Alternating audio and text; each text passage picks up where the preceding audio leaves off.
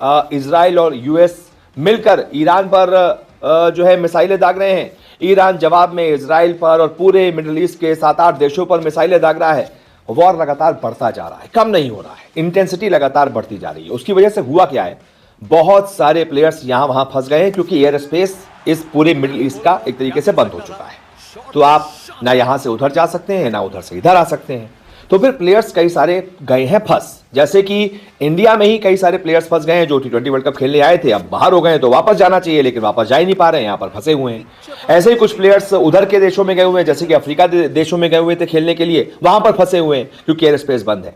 ये स्थिति लगातार बरकरार रही, अगर अगले 10-15 दिन तक वॉर चलता रहा तो भाई आईपीएल के लिए प्लेयर्स ना जा पाएंगे, ना आ पाएंगे, ना यहां से वापस जा पाएंगे, ना उधर से प्लेयर्स इधर आ पाएंगे। तो आईपीएल खेलोगे कैसे आप, प्लेयर्स ही शॉर्ट हो जाएंगे आपके।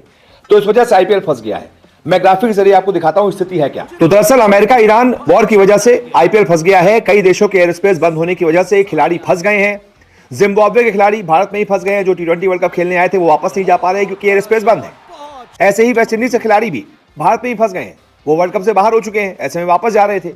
अब एयर स्पेस खुला नहीं है, फ्लाइट पकड़ नहीं पाएंगे तो कैसे जाएंगे, उड़ के तो जाएंगे नहीं, अपने आप पंख तो लगे नहीं है। तो वेस्ट इंडीज में यही फंस गई है। पाकिस्तान महिला प्लेयर्स, ये लोग गई थी अफ्रीका खेलने के लिए, ये अफ्रीका में फंस गई हैं। अब ये वहां से नहीं वापस आ पा रही है। मतलब पूरे देश में स्थिति, पूरी दुनिया में स्थिति ऐसी ही है, प्लेयर्स फंसे हुए इधर उधर। इंग्लैंड लॉयंस बनाम पाक शाहीन्स की जो सीरीज थी वो कैंसिल कर दी गई।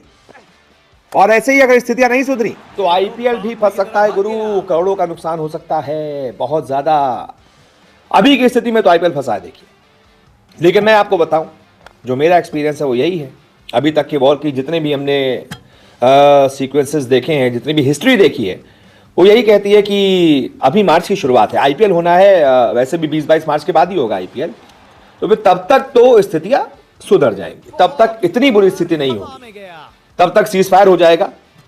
ना ईरान इधर उधर मिसाइल फेंकेगा, ना उधर वाले देश ईरान पर मिसाइल फेंकेंगे, सीज फायर हो जाएगा अगले कुछ दिनों में।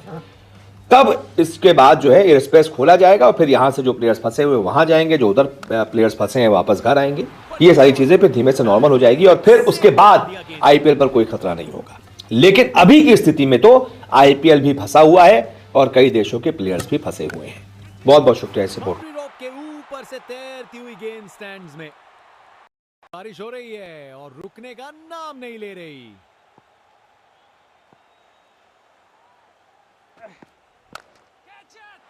4 रन, बॉलर को पता चल गया।